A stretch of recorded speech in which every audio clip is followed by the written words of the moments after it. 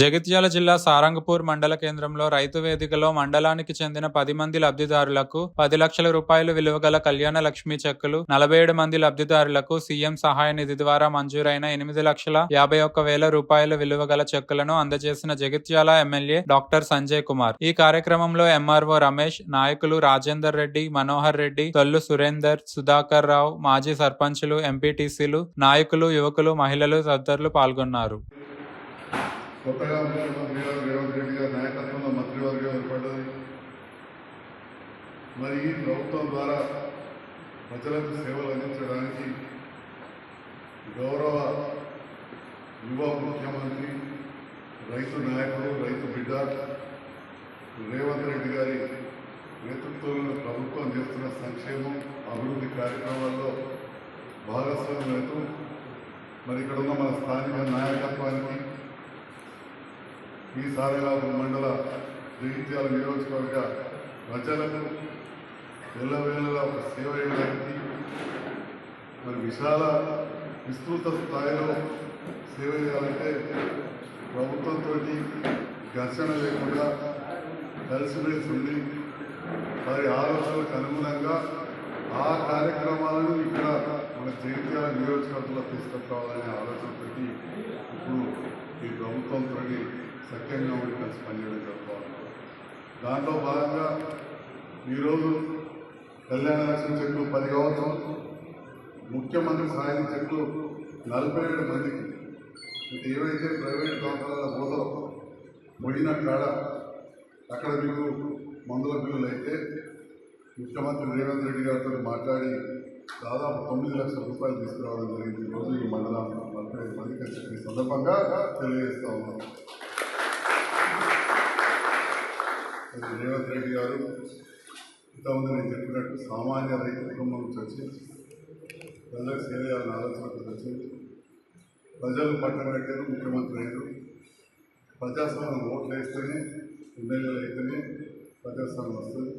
మరి వారి ద్వారా ఇవాళ అంతకుముందు నా కార్యక్రమాలు చేస్తూ మళ్ళీ కూడా కొనసాగే విధంగా ఈ పథకాలు చేయడం జరుగుతుంది.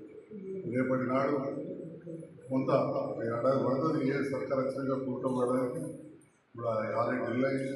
ఇంకో 4-5 నెలల్లో మిగతా కూడా 6 గ్యారెంటీలు ఏవైతే చెప్పిరో అవి అమలయ్యే విధంగా, అభివృద్ధి పనులు వచ్చే విధంగా తప్పకుండా ఇందిరమ్మ ఇళ్లలో కూడా పేద ప్రజలకు అందే విధంగా తప్పకుండా చూస్తా. అంతకుముందు కూడా కొన్ని గృహలక్ష్మి ఇచ్చింది, చాలామందికి అది పోతుందనే బాగున్నది. ఇందులో అర్హులైన వారు ఉంటే తప్పకుండా పేరు మాత్రం తప్ప లబ్ధిదారులు పేదవాళ్ళు అయితే తప్పకుండా ఉంటుంది, చేస్తామని చెప్పి కూడా ఈ సందర్భంగా తెలియజేస్తూ, అవి కాకుండా నేను ముఖ్యమంత్రి గారితో మాట తీసుకున్నా. అదేవిధంగా గృహ నిర్మాణ శాఖ మంత్రి పొంగులేటి శ్రీనివాసరెడ్డి గారు వారు కూడా నాకు మాట ఇచ్చారు. ఇంకా కొన్ని ఇల్లు అదనంగా ఇస్తామని చెప్పి తప్పకుండా ఆ ఇల్లు పేద ప్రజలకు, మన తాజా మాజా ప్రజలు కావచ్చు, యువ నాయకులు కావచ్చు, వీళ్ళందరూ కూడా పేద ప్రజలకు ప్రభుత్వం ద్వారా మన తహసీల్దార్ గారు ఉంటారు, కూడా సిబ్బంది వీడియో గారు ఉంటారు. పోయినసారి ఎట్లా చేసినామో పారదర్శకంగా ఇక్కడ కూడా రాజకీయాలకు అతీతంగా మనం రాజకీయాలకు అతీతంగా పారదర్శకంగా చేసినామో అదేవిధంగా చేసి ఇవ్వడానికి నా వంతుగా కృషి చేస్తానని చెప్పి కూడా తెలియజేస్తూ, మానవ సేవనే మాధవ సేవ అంటారు. మరి మీ అందరూ తెలిసి ఒక వైద్యునిగా నేను వచ్చిన తర్వాత ఈ ముఖ్యమంత్రి సాయం చెట్లు వైద్యశాలలో ప్రైవేట్ ఒకటి తిరగడం అత్యధికమైన విషయం అందరూ తెలుసు. ఇప్పుడు కూడా ఈ 6 నెలల్లో 410 చెట్లు 89,77,000 రూపాయలు తీసుకొచ్చిన చెప్పి సందర్భంగా ఇవాళ సారంగపూర్ మండలం నుంచే మొదలుపెట్టినాం. ఇవాళ దాదాపు 9 లక్షల రూపాయల చెట్లు 47 మందికి ఇస్తూ ఉన్నాం. రేపు జగిత్యాల పట్టణం మండలానికి సంబంధించి 214 చెట్లు ఉన్నాయి. ఈ విధంగా మొత్తం కలిపి 89,70,000 రూపాయల చెట్లు ఇప్పుడు మన ఆఫీస్లో ఉన్నాయి. 400 రూపాయలు.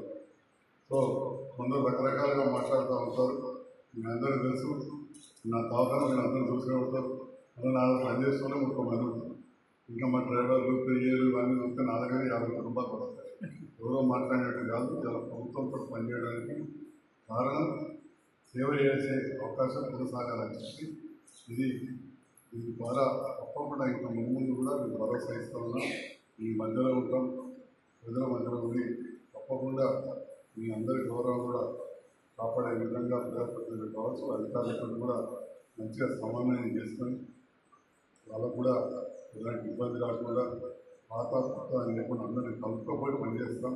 ఎవరు చేసినా ప్రజల కోసం కాబట్టి అందరినీ కలుపుకోబోయి పనిచేస్తామని చెప్పి కూడా తెలియజేస్తూ మరి ఈనాడు ఈ కార్యక్రమానికి ఇచ్చిన నాయకులకు, ప్రజాప్రతినిధులకు, అధికారులకు, దత్తాలకు కూడా మరొకసారి పత్రికలకు ధన్యవాదాలు.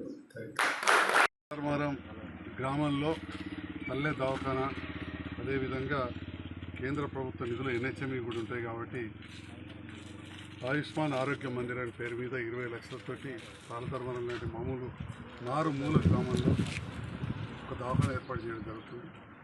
ఇవన్నీ కూడా గతంలో నేను అప్పుడు శాసనసభ్యులు ఉన్నప్పుడే మంజూరు చేయించిన ఇక్కడ బీర్పూరు, పొల్వాయి ఇవన్నీ కూడా ఈరోజు భూమి పూజ కార్యక్రమం ఏర్పాటు చేయడం జరుగుతుంది. ప్రజలందరూ కూడా చాలా సంతోషంగా ఉన్నారు. ఎందుకంటే ఆరోగ్యమే మహాభాగ్యం అంటాం. ఆరోగ్యం మంచి ఉంటే అన్నీ బాగుంటాయి. మన హెల్త్ స్టాఫ్, మన నర్సింగ్ స్టాఫ్ కావచ్చు, ANMలు, మా ఆశమ్మలు, అంగన్వాడీ టీచర్లు, మిగతా సబ్ సెంటర్ స్టాఫ్ అందరూ కూడా ఎంతో ఉత్సాహంతో ఇక్కడ పనిచేయడానికి రెడీ ఉన్నారు. పల్లె దవాఖానా అయిన తర్వాత నిరంతరం మనకు ఎమర్జెన్సీలో అవసరం ఉన్న మందులు కావచ్చు, BP, షుగర్ లాంటి నాన్ కమ్యూనికేబుల్ డిసీజెస్ అంటారు వాటికి, ఇంకా ఫస్ట్ ఎయిడ్కి సంబంధించిన మందులన్నీ కూడా ఉంటాయి. ఇక్కడ ఒక డాక్టర్ కానీ లేకపోతే హెడ్ సిస్టర్ కూడా ఉంటుంది. సో నిరంతరం వైద్య సదుపాయం అందుతూ ఉంటుంది. పల్లెలలో మనకు RMPలు, EMPలు సేవలు అందిస్తున్నాయని వాటికి తోడుగా ఇంకా బీదస్తులు ఆ మాత్రం 10-20 రూపాయలు కూడా ఖర్చు పెట్టుకోలేని వాళ్ళకు ఎంతో ఉపయోగకరంగా ఉంటుంది. అది కూడా ప్రభుత్వానికి సంబంధించింది. ప్రభుత్వ బాధ్యత వైద్యం అందించాలి. మరొక డాక్టర్గా నేనున్నా కాబట్టి జగిత్యాల ప్రాంతంలో మంచి వైద్యం అందాలని అప్పుడు మొదటిసారి గెలిచినప్పుడు అప్పుడున్న ముఖ్యమంత్రి గారిని అడిగి జగిత్యాల మెడికల్ కాలేజ్ అడిగి ఎప్పుడు ఈ విధంగా పాత బస్టాండ్ దవాఖానా మంచిగా చేసి CT scan, kidney dialysis centre అవన్నీ కూడా తెచ్చినాం. అట్లే కొత్త బస్టాండ్ దగ్గర కూడా చాలా గొప్పగా చేసుకున్నాం. ఈ రాష్ట్రంలో ఎక్కడ చూసినా కానీ ఇవాళ కొత్త బస్టాండ్ దగ్గర ఎత్తున్నట్టు అంత మంచి సెంటర్లో దవాఖానా ఉండదు. అట్లనే మెడికల్ కాలేజీలు చాలా మంజూరు వచ్చినాయి, మీరు అందరూ వింటున్నారు. కానీ పర్మిషన్ అనేది చాలా ముఖ్యం. వాటికి అన్ని వసతులు ఉంటేనే వస్తుంది. వాటిల్లో ఫస్ట్ పర్మిషన్ కేంద్ర ప్రభుత్వం జగిత్యాల దానికి వచ్చింది.